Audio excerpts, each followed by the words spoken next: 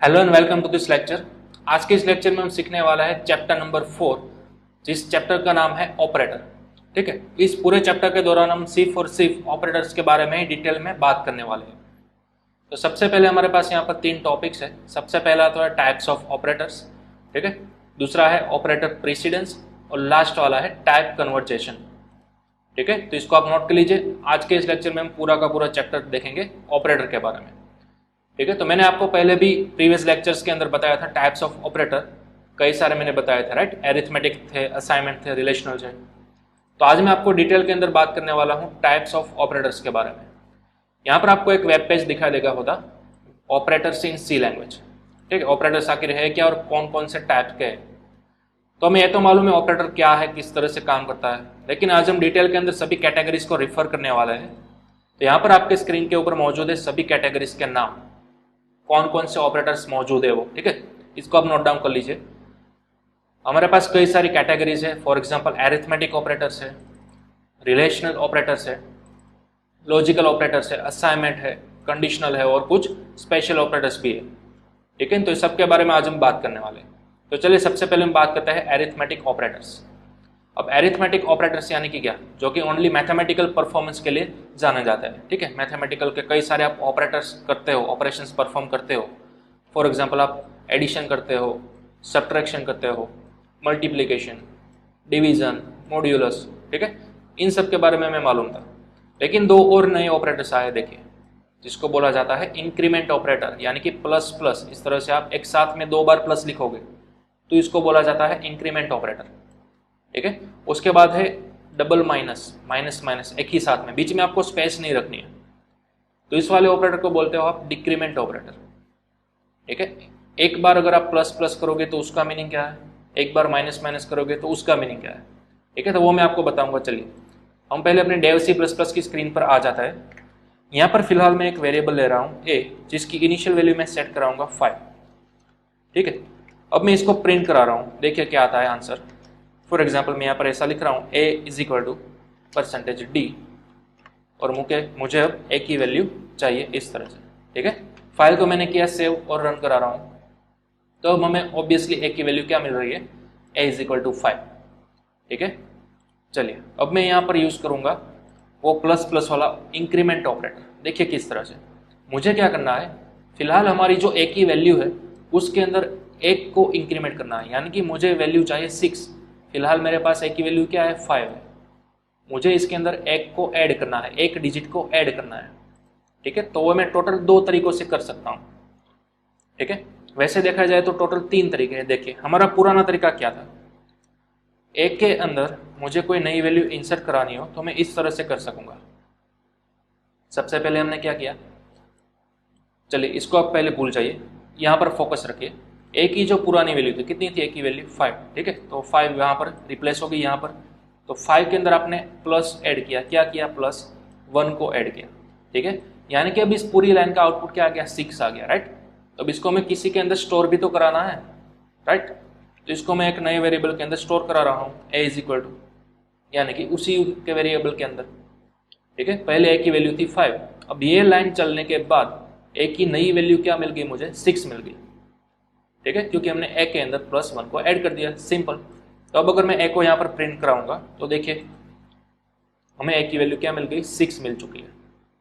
ठीक है, तो इस तरह से आप इंक्रीमेंट ऑपरेटर का यूज कर सकते हो। फिलहाल हमने यूज किया है ये प्लस एरिथमेटिक ऑपरेटर का यूज। इंक्रीमेंट ऑपरेटर का यूज किस तरह से कर सकते हो, देखिए इस लाइन को मैं कर रहा हूँ फिलहाल कमेंट। इंक्रीमेंट ऑपरेटर को अगर आपको यूज करना है तो आपको सिर्फ ये वाली लाइन लिखनी है, a plus plus, that's all. ये जो आपने 8 नंबर की लाइन लिखी थी प्रीवियसली, उसका एग्जैक्ट सेम मीनिंग ये होता है। ठीक है, ये काम करता है डबल प्लस, यानी कि a की जो लेटेस्ट वैल्यू होगी, हमारे पास फिलहाल a की लेटेस्ट वैल्यू क्या है, 5। इसके अंदर अगर आपने यहाँ पर मेंशन किया है डबल प्लस, यानी कि a की लेटेस्ट वैल्यू अब 1 से इंक्रीमेंट हो जाएगी, यानी कि अब इस लाइन को चलने के बाद a की लेटेस्ट वैल्यू में क्या मिलेगी, 6 मिलेगी। ठीक है, चलिए फाइल को हम करते हैं सेव और यहाँ से कराएंगे रन। तो अब आप देखोगे a की लेटेस्ट वैल्यू में 6 मिल चुके हैं। तो इतना इजी है इंक्रीमेंट करना। ठीक है, आप इन दोनों लाइन में से किसी का भी यूज कर सकते हो। अगर आपको शॉर्टकट चाहिए तो आप इस तरह से इंक्रीमेंट ऑपरेटर का यूज करो। अगर आपको ये वाली लाइन समझ में नहीं आती है, प्रीफर नहीं करना चाहते, तो आप ये ओल्ड स्टाइल लाइन भी यूज कर सकते हो। ठीक है, चलिए एक और हमारे पास है operator a plus equals to 1। ये भी हमने देख लिया था, राइट। असाइनमेंट ऑपरेटर की कैटेगरी के अंदर आता है, यानी कि a की जो भी वैल्यू है उसके अंदर प्लस करेगा 1 को और साथ ही साथ असाइन भी करेगा a के अंदर। तो ये जो 8 नंबर की लाइन है उसको आप इस तरह से भी लिख सकते हो, ये हमारी तीसरी मेथड होगी। ठीक है, चलिए सेव करेंगे और रन करेंगे, तो अब आपको सेम आउटपुट मिलेगा a इक्वल टू 6। यानी कि तीनों की तीनों लाइन परफेक्ट है, तीनों की तीनों लाइन एक ही काम कर रही है, एक के अंदर +1 कर रही है। ठीक है, यानी कि एक का इंक्रीमेंट कर रही है। तो बस इसी तरह से आपको यूज करना है ये इंक्रीमेंट ऑपरेटर। ठीक है, अब इन तीनों लाइन में डिफरेंस क्या है वो मैं आपको बता दूं। सपोज मुझे ये वाली लाइन की मदद से एक के अंदर 2 वैल्यू रिप्रेजेंट करनी है, 2 वैल्यू ऐड करनी है, तो मैं यहाँ पर लिख सकता हूँ a + 2, राइट। तो अब मुझे a की लेटेस्ट वैल्यू कितनी मिलेगी, पहले थी 5, अब 2 ऐड हो चुके हैं, तो अब मेरे पास आएगी 7। ठीक है, चलिए सेव कराएंगे और रन कराएंगे, तो परफेक्ट हमारे पास a की वैल्यू आ गई है 7, राइट। ओके, अब चलिए इस वाली लाइन को कमेंट आउट करते हैं और यहाँ पर इस वाली लाइन को देखते हैं। यहाँ पर मैं 2 लिखूंगा, अब सेव करूंगा और रन करूंगा, तो सेम आउटपुट मुझे मिलना चाहिए। देखिए आ गया a इक्वल टू 7। ठीक है, तो ये भी फिलहाल परफेक्टली काम कर रहा है। ओके, अब ये हमारा इंक्रीमेंट ऑपरेटर है, उसकी मदद से करते हैं। यहाँ पर आप किस तरह से डिनोट करोगे, यहाँ पर आप कर ही नहीं सकते, यहाँ पर आप इस तरह से 2 नहीं लिख सकते, ये इनवैलिड है, एरर देगा आपको। ठीक है, प्लस प्लस ऑपरेटर एक ही बार काम करता है, एक ही डिजिट को एक ही बार में इंक्रीमेंट करेगा। लेकिन क्या हो अगर मुझे 2 डिजिट एक साथ इंक्रीमेंट करना है, तो मुझे लिखना पड़ेगा 2 बार a प्लस प्लस, इस तरह से 2 बार लिखना होगा। अगर मुझे एक के अंदर 5 वैल्यूज का एडिशन करना है, एक्स्ट्रा 5 वैल्यूज का, तो मैं इस लाइन के अंदर लिख सकता हूँ a + 5, यहाँ पर लिख सकता हूँ इजीली 5। लेकिन यहाँ पर मैं कुछ भी नहीं कर सकता, मुझे यहाँ पर 5 बार a++ करने होंगे, इस तरह से। ठीक है, तो अब आपकी ये मेथड क्या होगी, लेंथी होगी। ठीक है, तो आपको वाइजली चूज करना है कि 3 मेथड में से आप कौन सी मेथड कब यूज करोगे। अगर आपको ओनली एक वेरिएबल के अंदर एक ही डिजिट का इंक्रीमेंट करना है, तभी जाकर आपको इस तरह से इंक्रीमेंट ऑपरेटर का यूज करना है। ठीक है, या फिर डिक्रीमेंट ऑपरेटर, दोनों का काम सेम ही है। डिक्रीमेंट क्या करेगा, एक वैल्यू को घटाएगा, सब्ट्रैक्ट करेगा। ठीक है, तो फिलहाल हमारी वैल्यू थी 5, अब जाकर हो चुकी है 4। चलिए फाइल को सेव करेंगे और रन कराएंगे, तो अब आपको एक ही लेटेस्ट वैल्यू मिल जाएगी 4। ठीक है, तो इस तरह से हमारा काम करता है इंक्रीमेंट या फिर डिक्रीमेंट ऑपरेटर। इसको आपको खास नोट डाउन करके रखना है, किस तरह से और कौन सी सिचुएशन के आपको अंदर ये यूज करना है। क्लियर? ओके, चलिए हम आगे बढ़ते हैं। तो ये थे हमारे एरिथमेटिक ऑपरेटर्स। यहाँ पर आप चाहो तो इसका स्क्रीनशॉट निकाल सकते हो। ठीक है, इसको नोट डाउन भी कर सकते हो। ओके, चलिए नेक्स्ट हमारे पास है रिलेशनल ऑपरेटर्स। ठीक है, रिलेशनल ऑपरेटर्स यानी कि कोई कंडीशन चेक करेगा आपकी। फिलहाल हमारे पास कुछ कितने सारे ऑपरेटर्स है, जिसके अंदर ग्रेटर देन, लेस देन, फिर ग्रेटर और इक्वल टू, लेस और इक्वल टू, फिर मैंने बात की थी कंपैरिजन ऑपरेटर यानी कि डबल इक्वल्स टू, फिर नॉट इक्वल्स टू। ठीक है, तो ये सभी ऑपरेटर्स आपको कौन सी कैटेगरी के अंदर मिलेंगे, रिलेशनल ऑपरेटर्स। ठीक है, इनका भी यूज हम आगे जाकर जब कंडीशनल स्ट्रक्चर पढ़ने वाले हैं, उस लेक्चर के अंदर हम डिटेल के अंदर ईच एंड एवरी का यूज देखने वाले हैं।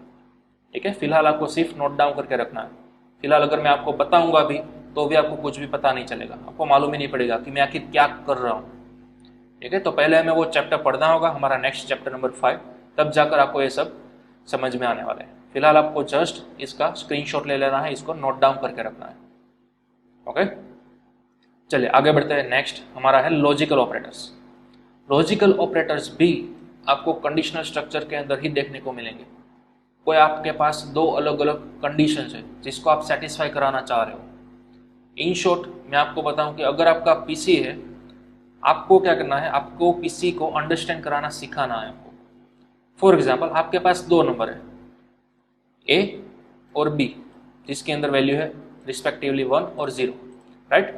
तो आपके पास 2 वैल्यू है 1 और 0। अगर मैं आपको एक क्वेश्चन पूछूं इन दोनों में से मैक्सिमम वैल्यू कौन से है, 1 या 0, तो आप फटाक से मुझे आंसर दोगे सर 1 है। लेकिन क्या आपका पीसी ये डिसाइड कर सकेगा इन दोनों में से कौन सी वैल्यू बड़ी है, कौन सी वैल्यू छोटी है? ठीक है, तो वो हमें डिसाइड कराना सिखाना होगा अपने पीसी को। किसकी मदद से?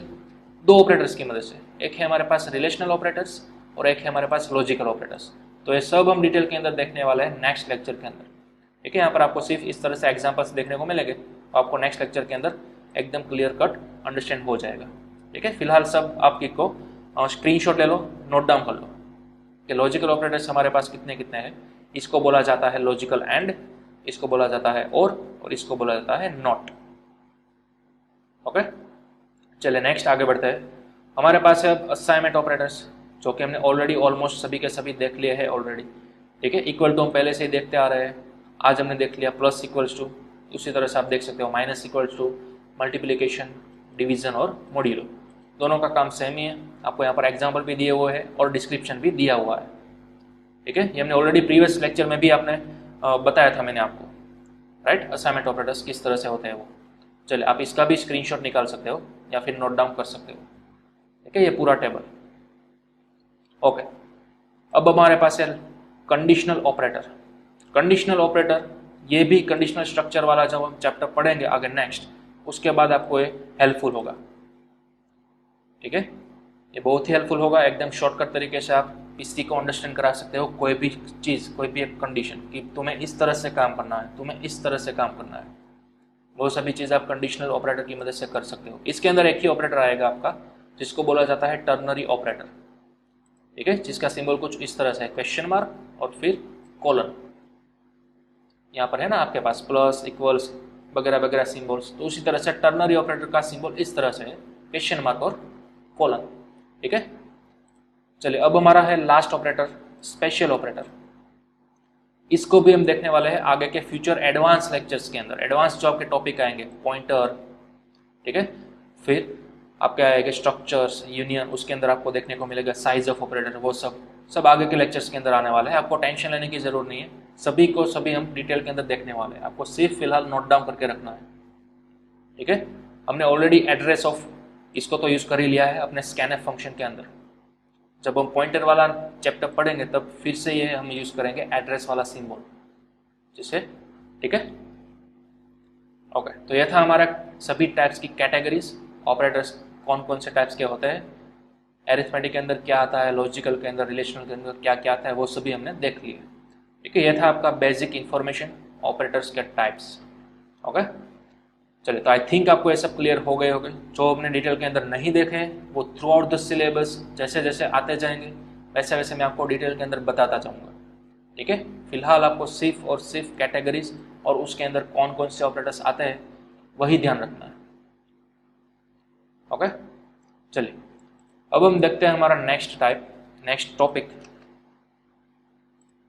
हमारा नेक्स्ट टॉपिक है ऑपरेटर प्रेसिडेंस। ये बहुत ही इंपॉर्टेंट टॉपिक है, ऑपरेटर प्रेसिडेंस। मे भी आप अपनी कक्षा के अंदर पढ़ चुके होंगे बोर्ड मास का रूल, राइट, बोर्ड मास, या फिर हिंदी में आपको बोला गया होगा भागु सभा का रूल, जिसके अंदर सबसे पहले भागाकार होता है, फिर गुणाकार होता है, राइट, फिर एडिशन होता है और फिर सब्ट्रैक्शन होता है। देखिए मैं यहाँ पर लिख रहा हूँ भागु सभा का रूल, या फिर आप इंग्लिश मीडियम में हो तो आप बोल सकते हो बोर्ड मास का रूल, राइट, जिसके अंदर सबसे पहले क्या होता था, ऑलवेज एंड ऑलवेज डिवीजन होता था। कोई भी एक्सप्रेशन हो, कोई भी समीकरण हो, उसके अंदर सबसे पहले डिवीजन होता था, उसके बाद परफॉर्म होता था आपका मल्टीप्लिकेशन, उसके बाद परफॉर्म होता था आपका प्लस और उसके बाद माइनस। ठीक है, इसको बोला जाता था भागु सभा। ठीक है, या फिर बोर्ड मास का रूल। यानी कि कोई भी एक इक्वेशन हो आपके पास, उसके अंदर मल्टीप्लिकेशन भी होगा, डिवीजन भी होगा, सब्ट्रैक्शन भी होगा और एडिशन भी होगा। तो सबसे पहले इन चार ऑपरेटर में से कौन सा ऑपरेटर एग्जीक्यूट होगा as compared to mathematics. Mathematics के अंदर ये वाला रूल था, ठीक है, लेफ्ट टू राइट, सबसे पहले डिवीजन होगा, उसके बाद multiplication, then addition and then subtraction. इस ऑर्डर के अंदर ही आपका एग्जीक्यूट होता था कंडीशन, आपका जो एक्सप्रेशन होता था वो। लेकिन इन प्रोग्रामिंग क्या यही काम करता है? ठीक है, क्या यही ऑर्डर काम करता है? चलिए देखते हैं। डेव सी प्लस प्लस के अंदर आने के बाद मैं एक वेरिएबल बना रहा हूँ, फॉर एग्जांपल ए। ठीक है, एन ए के अंदर मैं एक्सप्रेशन लिख रहा हूँ। फॉर एग्जांपल मेरे पास पहले नंबर है 100, उसके बाद मैं डिवाइड कर रहा हूँ 10 से, उसके बाद मैं मल्टीप्लाई कर रहा हूँ फॉर एग्जांपल 5 से, इस तरह से। तो ये आपका एक एक्सप्रेशन बन चुका है, राइट, जिसके अंदर दो ऑपरेटर्स का यूज एक साथ किया जा रहा है। पहले तो है आपका डिवीजन और उसके बाद है आपका मल्टीप्लिकेशन। ओके, चलिए अब मैं इसको प्रिंट करा रहा हूँ। प्रिंट एफ के अंदर %f और a, ठीक है। तो अब देखना यह है कि आउटपुट क्या आएगा। अगर आप कैल्सी का यूज करो बोर्डमास के रूल के मुताबिक, ठीक है, तो आप सबसे पहले क्या करोगे, भागाकार करने की ट्राई करोगे, राइट। तो सबसे पहले 100 डिवाइड बाय 10 क्या आएगा, 10 आएगा, राइट। तो मैं यहाँ पर कमेंट के अंदर लिखता जा रहा हूँ, सबसे पहले इन दोनों का आउटपुट आएगा 10, राइट। और उसके बाद है आपका मल्टीप्लाई 5, तो वो तो है ही मल्टीप्लाई 5। अब जाकर आपका ये इक्वेशन बन चुका है 10 × 5, तो ऑब्वियसली इसका आउटपुट आएगा 50, ठीक है। तो चलिए देखते हैं इस तरह से आता है या नहीं। सेव करेंगे प्रोग्राम को, रन करेंगे, तो देखिए परफेक्ट आ चुका है 50.0, राइट। ओके, चलिए अब मैं एक काम करूंगा, मैं यहाँ पर सिंबल चेंज कर देता हूँ, स्वैप कर देता हूँ, यहाँ पर मल्टीप्लिकेशन कर देता हूँ और यहाँ पर डिवीजन कर देता हूँ। अब क्या आएगा, अब भी अगर आप बोर्डमास का रूल फॉलो कर रहे हो, ठीक है, जो मैंने आपको अभी अभी बताया, ये वाला रूल लेफ्ट टू राइट, तो सबसे पहले रूल के मुताबिक क्या करेंगे, हम डिवाइड करेंगे, उसके बाद मल्टीप्लाई करेंगे, राइट। तो चलिए सबसे पहले हम लेफ्ट टू राइट आएंगे, हमें पहले मल्टीप्लाई मिला, लेकिन हमारी पहली प्रायोरिटी तो कौन सी थी, डिवीजन करने की थी। तो सबसे पहले हम ये वाला एग्जीक्यूट करेंगे, 10 डिवाइड बाय 5 क्या आएगा, 2 आएगा, राइट। तो आगे 100 और मल्टीप्लाई तो थे ही, 100 मल्टीप्लाई तो थे ही, लेकिन इन दोनों का आउटपुट क्या आया, 2 आ गया, ठीक है। तो अब हमारा आउटपुट क्या आना चाहिए, 200 आना चाहिए।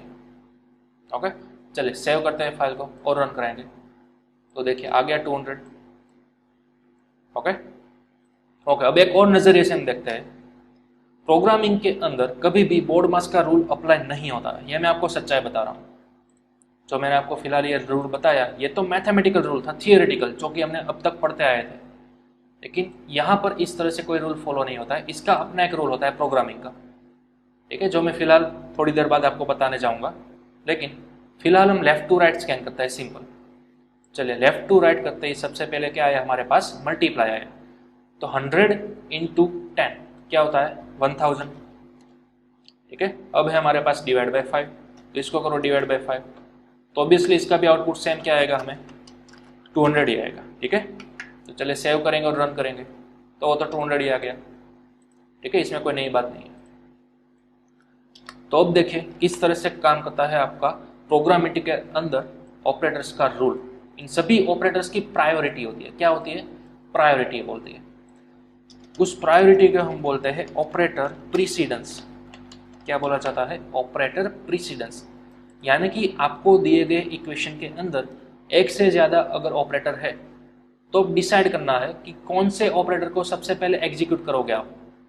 क्या आप सबसे पहले मल्टीप्लाई करोगे या सबसे पहले आप डिवीजन करोगे, ठीक है, वो आपको डिसाइड करना है। तो उसके लिए इस स्कीम को बोला जाता है ऑपरेटर प्रेसिडेंस, इस रूल को बोला जाता है ऑपरेटर प्रेसिडेंस। जैसा कि हम मैथमेटिकल के अंदर बोलते आए थे भागु सभा या फिर बोर्ड मास, तो उसी तरह से प्रोग्रामेटिकली आपको बोलना है ऑपरेटर प्रेसिडेंस, यानी कि कौन सा ऑपरेटर सबसे पहले एग्जीक्यूट होगा, बस उसी को बोलते हैं ऑपरेटर प्रेसिडेंस, ठीक है। तो उस ऑपरेटर प्रेसिडेंस का मैं यहाँ पर सिनारियो आपको दे रहा हूँ कि सबसे पहले कौन सा ऑपरेटर रन होगा। देखिए सबसे हाईएस्ट प्रायोरिटी वो ऑपरेटर है आपका पैरेंथेसिस, ठीक है, सबसे हाईएस्ट प्रायोरिटी है आपका पैरेंथेसिस, यानी कि पैरेंथेसिस के अंदर आपने जो भी इक्वेशन परफॉर्म की होगी वो सबसे पहले रन होगी। अभी मैं आपको बताऊंगा किस तरह से, लेकिन सबसे पहले मैं आपको प्रायोरिटी समझा देता हूँ, ठीक है। सबसे पहली हाईएस्ट प्रायोरिटी है आपके पैरेंथेसिस की, उसके बाद दूसरे नंबर पर आता है आपका डिवीजन और मल्टीप्लिकेशन, ठीक है। यहां पर मैं लिख रहा हूं लेफ्ट टू राइट, यानी कि इक्वेशन के अंदर अगर यहां पर सबसे पहले डिवीजन हो और बाद में मल्टीप्लिकेशन हो, डजंट मैटर, वो लेफ्ट टू राइट ही चलेगा, यानी कि सबसे पहले डिवाइड करेगा, जो भी आंसर आएगा उसको मल्टीप्लाई करेगा 5 से, ठीक है। अब अगर सबसे पहले मल्टीप्लाई आता है और फिर डिवीजन आता है तो क्या यही क्रम रहेगा, नहीं, अब आपका क्रम चेंज हो गया, पहले मल्टीप्लाई आ गया उसके बाद डिवीजन आ गया। क्यों, यहाँ पर मैंने एसोसिएटिविटी बताई हुई, देखिए लेफ्ट टू राइट ही स्कैन करेगा आपका इक्वेशन, ठीक है, इन दोनों के लिए लेफ्ट टू राइट ही स्कैन करेगा, यानी कि लेफ्ट टू राइट स्कैन करते करते अगर आपको पहली बार दिखा डिवीजन या फिर मल्टीप्लीकेशन, वॉटएवर, दोनों में से कोई भी हो, तो वो सबसे पहले उसी को एग्जीक्यूट करेगा। यहाँ पर चाहे मल्टीप्लाई हो चाहे डिवीजन हो, डजेंट मैटर, दोनों की प्रायोरिटी सेम ही है। क्लियर? तो सबसे पहले लेफ्ट टू राइट स्कैन करते करते ये वाले एग्जीक्यूट होगी, इसका जो भी आंसर आएगा उसको डिवाइड करोगे आप 5 से। ठीक है, इस तरह से प्रोग्राम काम होता है। तो दोनों का क्रम सेम ही है, दोनों की प्रायोरिटी सेम ही है, चाहे पहले डिवाइड आए या फिर मल्टीप्लिकेशन आए, फिर चाहे पहले मल्टीप्लिकेशन आए बाद में डिवाइड आए, इस तरह से दोनों का सेम ही है प्रायोरिटी। ठीक है, left to right.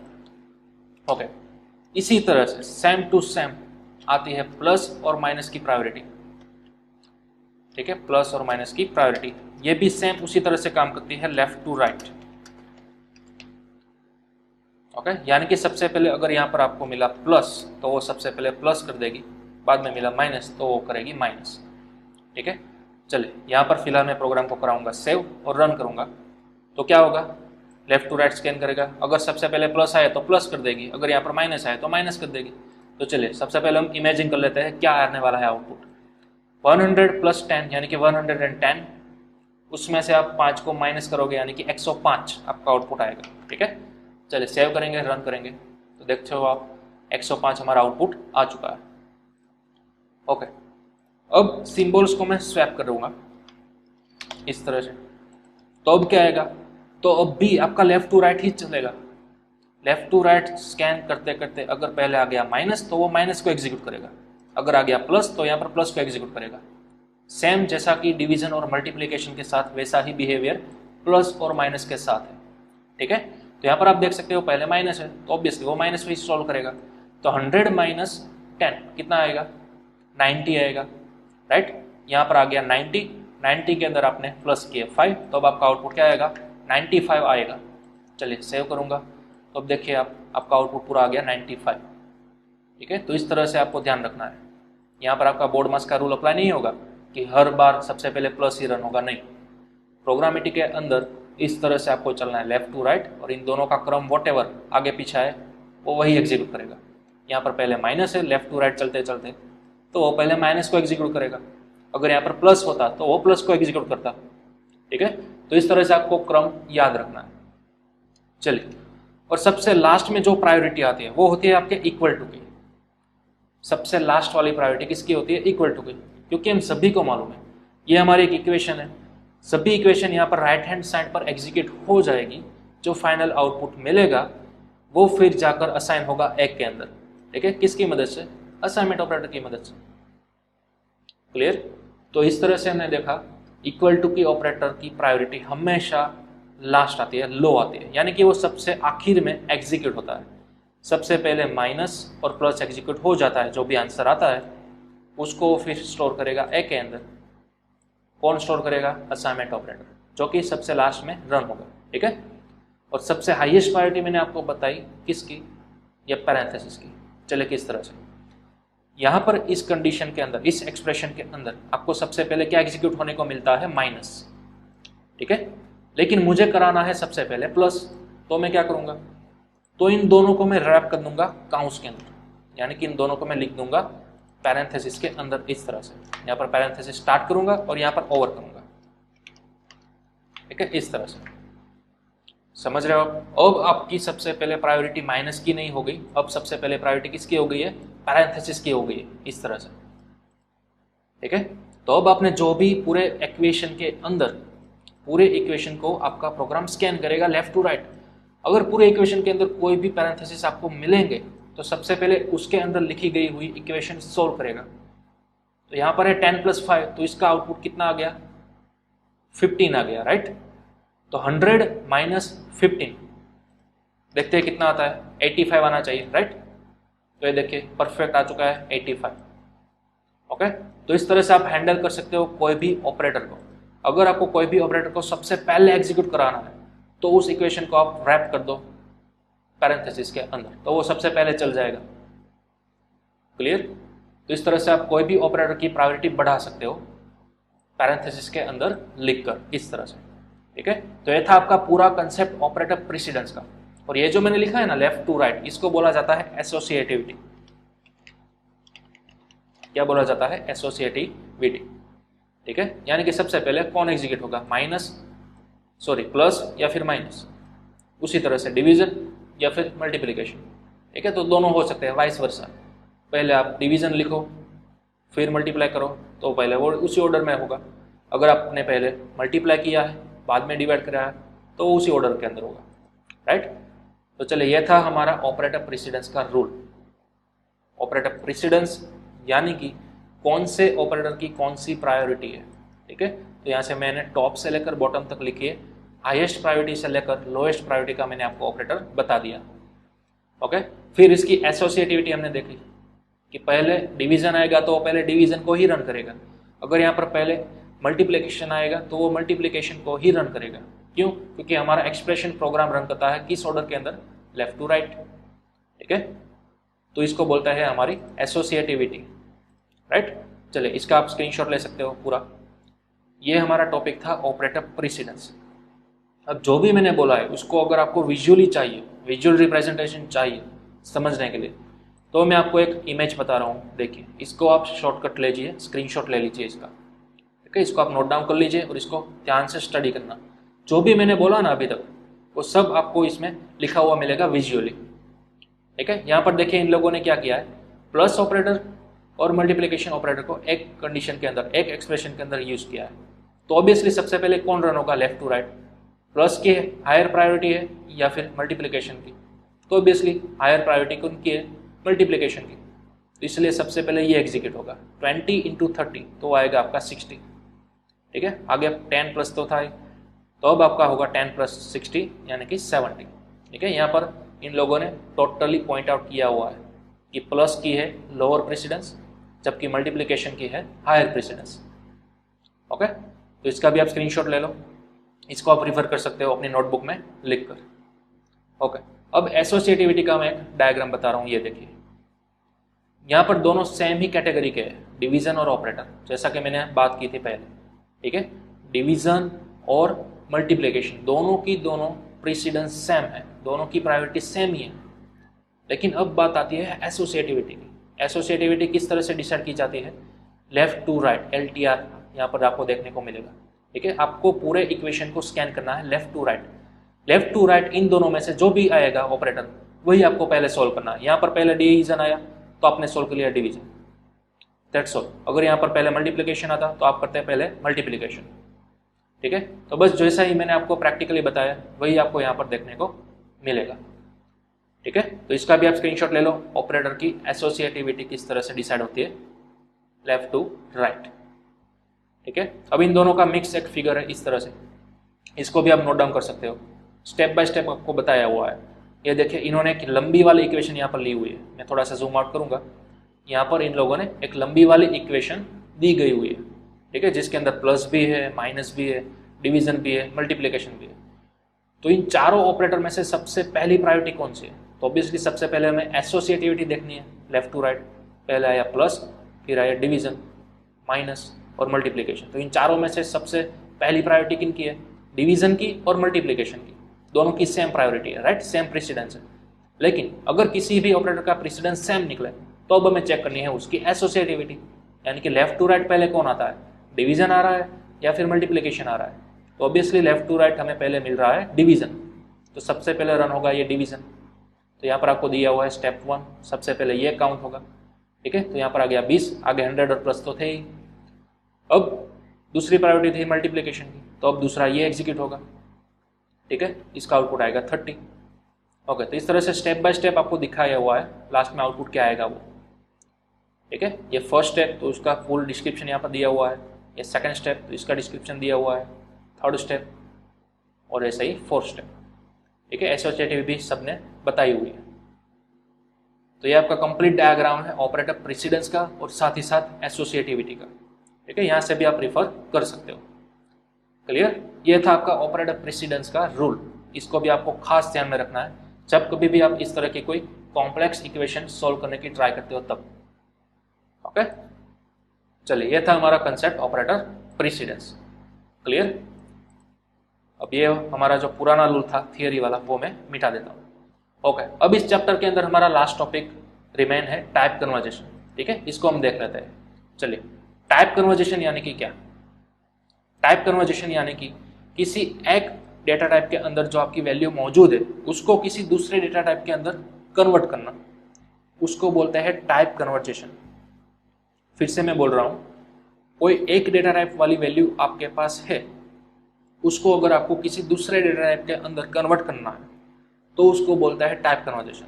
For example, मेरे पास फिलहाल एक फ्लोट वैल्यू है, चलो पाई की वैल्यू हम ले लेते हैं 3.14।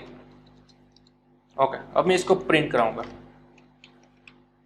%f देन पाई, तो हम सभी को मालूम है आउटपुट क्या आएगा 3.14000, ठीक है, कुछ इस तरह से। लेकिन मुझे पाई की वैल्यू इंटीजर के अंदर चाहिए थी। हाँ, असाइन करते वक्त मुझे यही लिखना है, 3.14 ही लिखना है, ठीक है, लेकिन मुझे आउटपुट के अंदर बिना पॉइंट वाली वैल्यू चाहिए, ये सिर्फ 3 ही चाहिए मुझे। तो आप क्या करो, इस पाई को इंटीजर के अंदर कन्वर्ट कर दो। किस तरह से, देखिए, जब आप प्रिंट करा रहे हो ना, तभी वहां पर आगे पैरेंथेसिस के अंदर आपको लिखना है int, यानी कि इंट, ठीक है, सिंपल। जिस भी वेरिएबल को आप कोई भी डेटा टाइप के अंदर कन्वर्ट करना चाहते हो, उसके आगे वो डेटा टाइप आपको पैरेंथेसिस के अंदर लिख देनी है।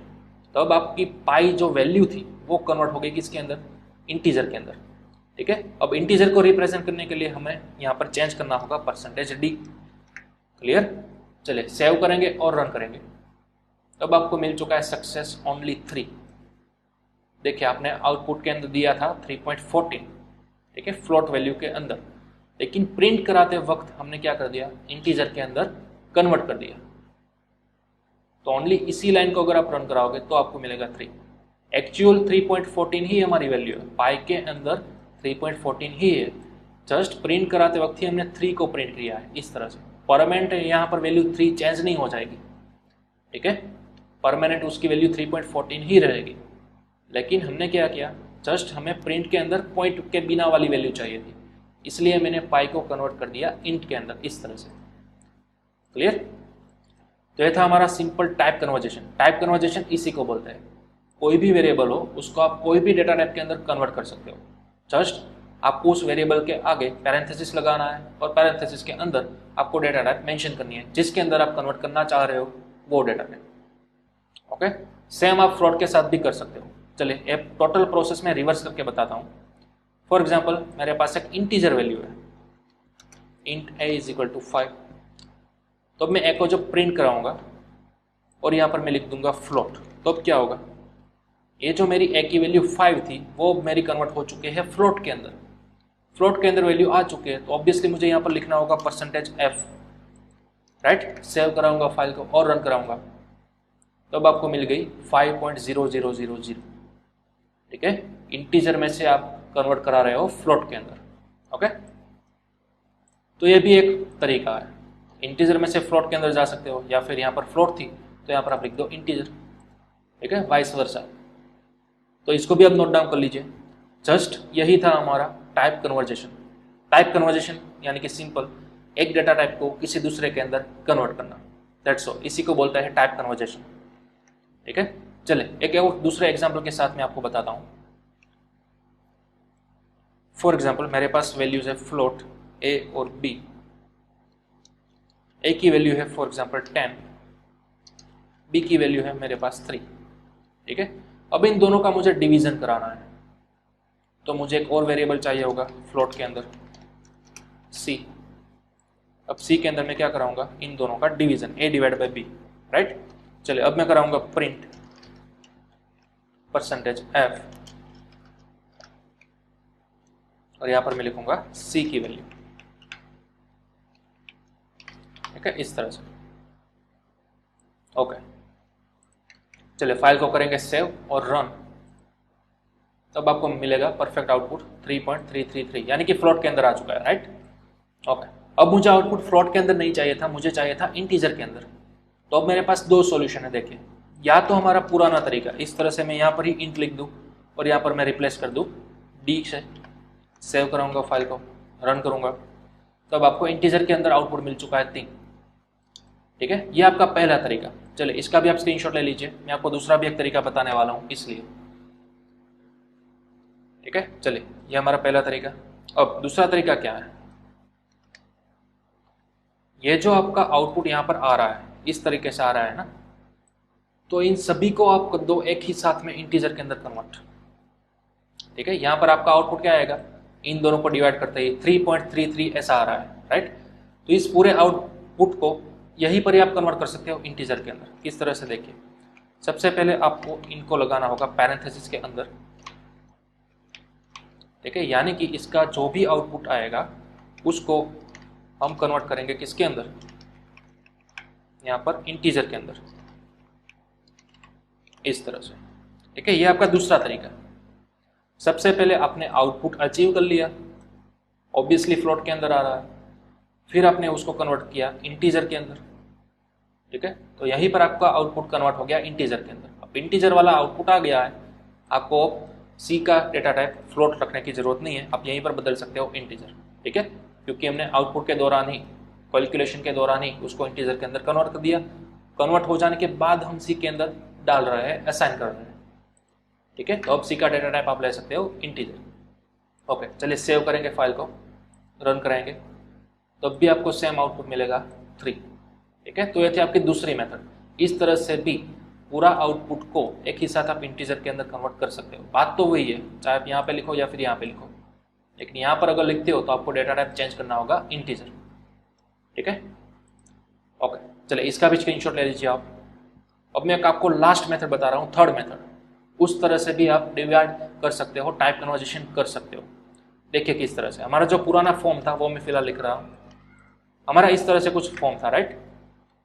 दूसरे बार हमने क्या किया, पूरे को रैप किया पैरेंथेसिस के अंदर, जो आउटपुट आया उसको एक ही साथ में कन्वर्ट कर दिया इंटीजर के अंदर। अब हम क्या करेंगे, ए और बी दोनों को सेपरेटली कन्वर्ट करेंगे इंटीजर के अंदर। देखिए कन्फ्यूजन ना हो इसलिए मैं यहाँ पर इस तरह से स्पेस दे रहा हूँ। देखिए सबसे पहला हमारा ए है, तो ए को मैं कन्वर्ट कर रहा हूँ इंटीजर के अंदर।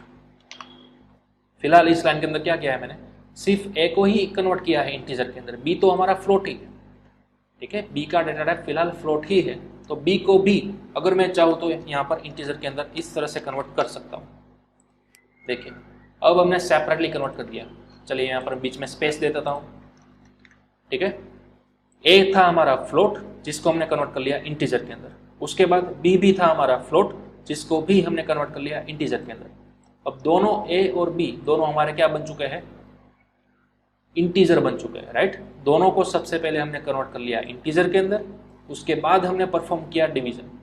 ध्यान रखिएगा आप, दोनों को सबसे पहले हमने कन्वर्ट किया इंटीजर के अंदर, उसके बाद हमने परफॉर्म किया डिवीजन। ठीक है, तो ये हम आपका तीसरा तरीका भी है, इस तरह से भी कर सकते हो। चलिए फाइल को कराएंगे सेव और रन, तो आप देख सकते हो आउटपुट हमारा आ चुका है 3। ठीक है, वैसे ही वैसे। तो ये थी आपकी तीसरी मेथड टाइप कन्वर्जेशन करने की, तो इसका भी आप स्क्रीनशॉट निकाल लो। ये 3 अलग अलग तरीकों से आप टाइप कन्वर्जेशन को अप्लाई कर सकते हो। सबसे पहली मेथड हमने देखी थी, आउटपुट को बताने के लिए यहीं पर डायरेक्ट आप लिख दो इंटीजर, कन्वर्ट कर दो। ठीक है, दूसरी मेथड हमने देखी, सबसे पहले ए डिवाइड बाई बी कर लिया, जो आंसर आया उस पूरे को हमने कन्वर्ट कर दिया था इंटीजर के अंदर। और ये है हमारी तीसरी method, each and every variable को यूनिकली, ठीक है, सेपरेटली हमने कन्वर्ट किया इंटीजर के अंदर। वो कन्वर्ट हो गया और उसके बाद हमने बीच में अप्लाई किया डिवीजन। ठीक है, तो इस तरह से ये थी हमारी तीसरी मेथड। तो 3 अलग अलग तरीकों से आप टाइप कन्वर्जेशन कर सकते हो। ये बहुत ही यूज में नहीं आता है आपको, बहुत ही रेयर केस के अंदर यूज होगा इन फ्यूचर, लेकिन जब भी आपको यूज होगा, जब भी आप कोई फ्लोट को इंटीजर के अंदर कन्वर्ट करना चाहते हो या फिर वाइस वर्सा, तो आप इस मेथड को अप्लाई कर सकते हो। ठीक है, डन। तो ये था हमारा टाइप कन्वर्जेशन और हमारा चैप्टर था टोटली ऑपरेटर के बेस ऊपर। इस चैप्टर के अंदर हमने देखा सबसे पहले टाइप्स ऑफ ऑपरेटर, कई सारी हमने कैटेगरीज देखी, राइट।